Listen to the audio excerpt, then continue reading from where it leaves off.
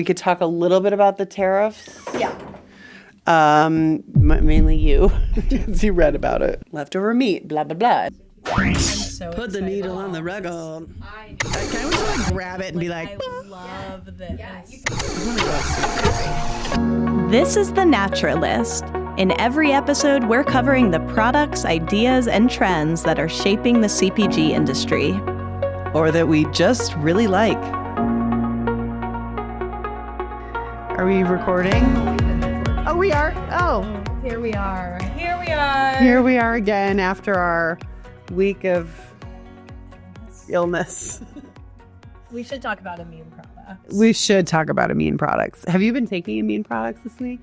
Yes, but then at a certain point, it was just like, is this going to put a dent in me? But I do have mine that I swear by. Do you know? I think you know mine. Gaia Quick Defense. Yes. I swear by that product. I think you take like 10 pills a day, but it's an herbal blend. And then I like Quantum Zinc and Elderberry lozenges. Those are my two like Your must-have go-to. And those are the ones that like you take leading up to Expo West. You take when you've got something big going on. Yes, at like the littlest hint of sickness, or if I'm trying to stave it off anything. So that's it. But this time was just...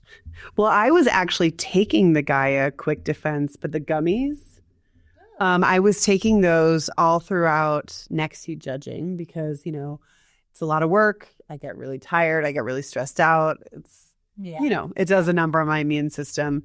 So I was taking those. And then I also love Quick Defense by Life Seasons. Do you know that product? Quick Defense also? Or Quick. so a quick something? So Quick Start. Quick Start. Okay. Sorry. Yes, Immunity Quick Start. So I was taking that too. And I will say I got through the whole week of Nexi judging and got home, and then I got sick right after. But it really was. It was like the last day. I was like, are you hanging on? Are you hanging in? And then you were like, yes, no. And the thing about this is it just hit. Like, oh, yeah. it hit fast and hard. Fast and hard. And I was also taking some elderberry gummies just to round that out. So, and then every single Nexi gummy that was nominated. And for whatever. Possibly. Well, I tried to get you to switch sides with me because I haven't brushed my hair in like 3 weeks. So That's why you wanted to this say. huge shot. This is like when I was a kid. I have this video of me like a home video of me reading in school, like a read aloud day. And I like am like all like and then I like turn and there's just a knot. So I'm like brought back to that's happening right now. But thanks for not letting. Yeah, I absolutely refuse. I feel like these are our sides. But sometimes you got to mix it up and get crazy. Yeah. Like our new microphones. Yes. Which I love. Thank you, Maddie. Yes, these are so prof. Don't you want to just hold it and like... Oh, I just want to cradle it from now and hold it like a baby. I love it. I love you so much. A lot happened while we were on death's door. Yes, we should talk about tariffs, even though it's a little murky what's going on right now. Constant changes. We've been in and out of tariff world along with our fever. So President Trump recently announced tariffs on goods from China, Mexico, and Canada. Yes, and then I think it's been paused, so we don't know exactly what's going to happen, but there's been a pause at least on Mexico and Canada. So I think for companies in the CPG industry, there's a lot of potential implications, and of course we don't know exactly what it's going to look like and how it's going to unfold, but when we're looking at companies and how they can kind of disaster-proof their organizations, what are some of the things that they should be thinking about? Now, for any company that's based here in the U.S., this is going to impact them if these are pushed through around ingredient sourcing, packaging, supply chain issues, and even innovation. It's going to slow things down. There's going to be some additional pressure put on these companies. So, you know, one of the things we talked about was potentially seeing more onshoring of ingredient sourcing and different parts of that manufacturing process. So just something to keep in mind. I know a lot of companies are thinking whether or not this happens this time around to be aware of some potential disruptions that could come from trade and tariffs specifically. So, yeah. Yeah. And of course, you know, not every ingredient can be brought, you know, the production can be brought here. So I do know that there's a lot of companies that depend, you know, their entire product line, their entire brand depends completely on ingredients that can only be found outside of the U.S. So yeah, I mean, I think the supplement industry is a great example. So many of those ingredients are coming from China for a variety of reasons. So I do anticipate that we're going to see some big disruptions to dietary supplements. And then, of course, in our industry, in the natural and organic product industry, there's a lot of companies that have really built their business models around global supply chains and having really strong ties to the source a certain of their ingredient like moringa or baobab. Or, yes, yeah. So that's interesting. And then we also have a lot of really great companies from Canada and Mexico. We actually were just with someone who is going to a trade show in Mexico that was all about health and wellness products that were based there and came from Mexico.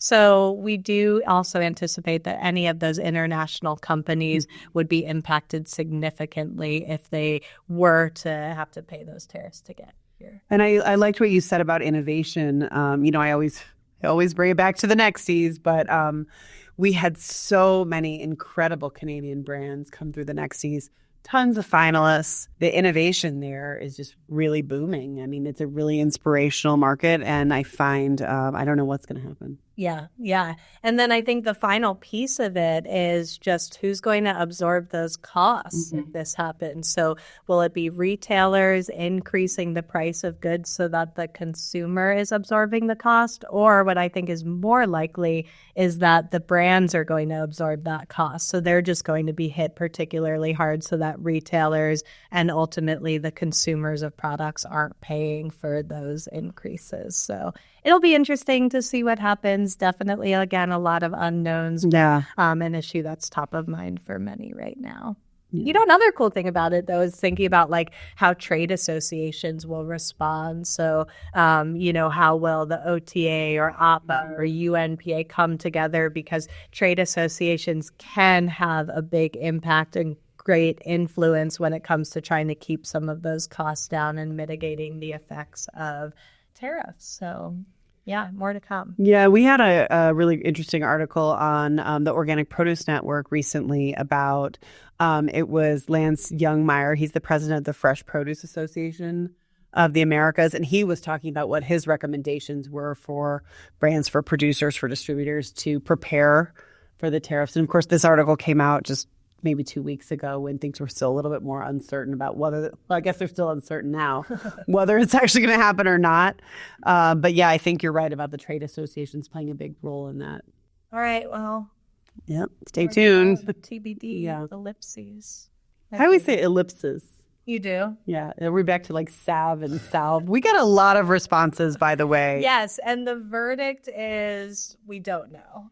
Well, the verdict is, one of the verdicts was that salve is for the UK, British, English, and salve is in the United States. Yeah. But I don't know. I got a lot of response on both sides. So I like that, one of the verdicts. Gone are the days of there being just one verdict. Oh, yeah. There are multiple verdicts. All right. What else is happening out there?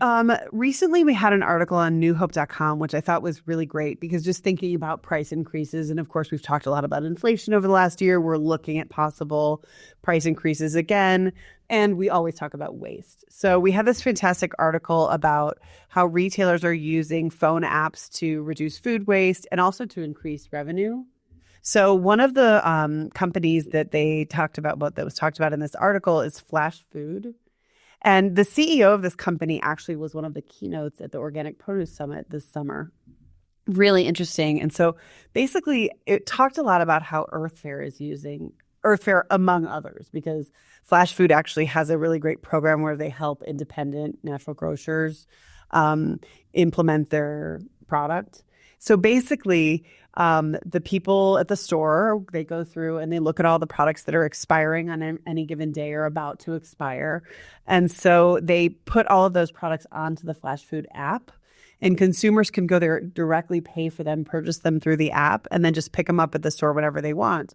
And the huge advantage of that is that, maybe you're in the store a given day and there happens to be this thing that's 50% off because it's going bad or whatever. And that's great. But this gives consumers a way to actually check and see what's coming up. So I thought that was a really cool app. And they're expanding a lot, which I think is really inspiring. Yeah, I love that. And I think it is really important, like with so many issues in our industry, to look at it. Yes, this is the right thing to do in trying to prevent food waste or reduced food waste, but it's also good for business, right? So they're able to sell more products that are about to go expired. So I think that it's just, we're always looking at how businesses, both retailers and brands, can improve their bottom line while doing the right thing. And I think that conversation has really been elevated, particularly around food waste and other sustainability initiatives of why it can help your business and you can make more money off of it.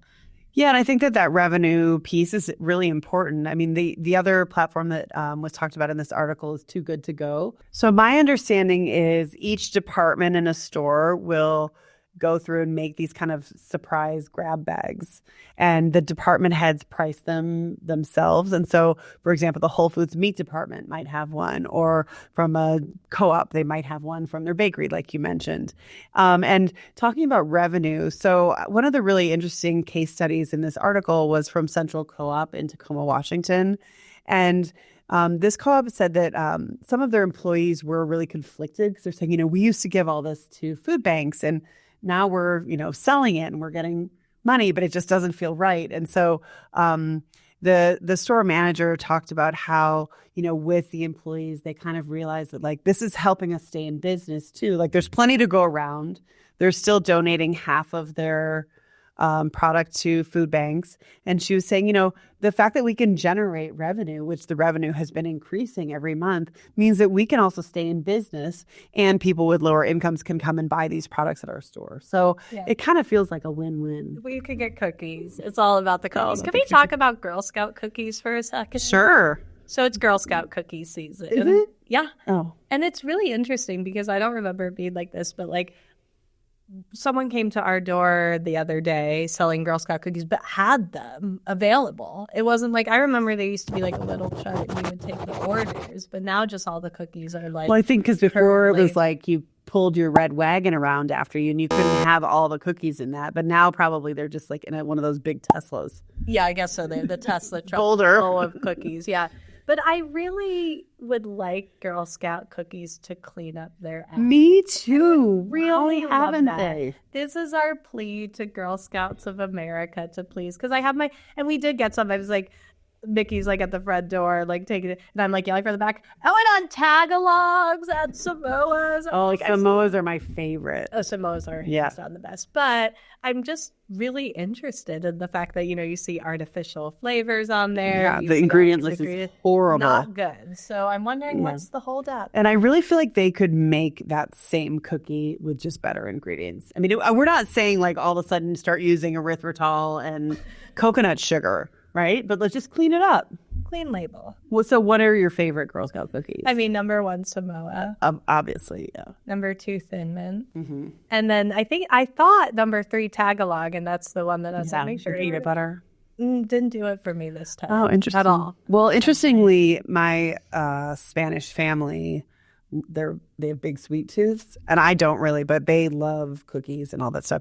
And I got some Thin Mints thinking like, oh, they're going to love this because they love mint, chocolate chip, like all those kind of flavors. And they were like, nah. They probably tasted like the artificial. Yeah, and like the texture is a little bit dry. And like I think it's just maybe for us, it's these very nostalgic flavors. Yes. And we're willing to get the... No. Whatever. I go over to the dark side every year. Girl Scouts. I don't care what's in there. I just eat it. You shove them in my mouth. So speaking of nutrition. One of the things we've been talking a lot about is what makes a retailer stand out. The last few episodes, we've talked about different strategies. But one of the things that I think is so exciting that we're continuing to see more and more energy around is in-store nutritionists and dietitians, and really looking at how retailers are offering those types of services to customers to help them make their decisions. Like having someone who's really in the know on products and ingredients is huge, but then taking that to the next level of actually having in-store nutritionists, I think is such a great opportunity to empower consumers and really educate them in the aisle. And we're seeing more and more retailers doing that. Yeah, agreed. And I was just thinking about an article that we have coming out in the Natural Foods Merchandiser Expo West issue. So it's coming out in just a couple of weeks now in the weigh-in section. So weigh-in is usually, a retailer, a branding person, different experts from the industry talking about how to better serve consumers or how to do better retail business. And so this one is about serving boomers. And one of the things it underlined, was that boomers have money, they have the buying power and they want to go to stores. Yeah. And so how important it is to have an expert in your store and they're buying nutrition products, they're buying supplements. So yeah, it's just such a key position. Yeah, I think that's really interesting, like how boomers, and then the piece that I did on Gen Z was all about how Gen Z shoppers are returning to in-store too. So it's kind of like this great unifying force. Like everyone's going back to in-store shopping and they want different things around that. But I think it all comes back to what is the experience and what is the unique value that you can get from shopping in the aisle. So I think for, some consumers, having those in-store experts is really going to be a huge draw. Yeah, and obviously, there's a lot of small independent retailers out there. Obviously, staffing has been an issue for a long time, and it's expensive. It's expensive to have experts in your aisles. But one of the kind of concrete pieces of advice that came out of this article that's about to come out that I thought was interesting was put a button somewhere. So maybe there's just in your whole store, there's this one person that's an expert on that, but that button is there so that when your customer is in that aisle and they have a question, they have a way to reach somebody. And I thought that was a really great, just simple, straightforward piece of advice. Yeah, I love that. If you're going to invest in resources and experts like this, make sure you're making the most out of them so that they're not just sitting in a back room somewhere. Smoking, eating Girl Scout cookies. Oh, all right. My retail experience might have been a little bit different in Spain than this year. So we are about a month away from Natural Products Expo We are West. not even a month away. Yes. We are 3 weeks away. Yeah. Okay.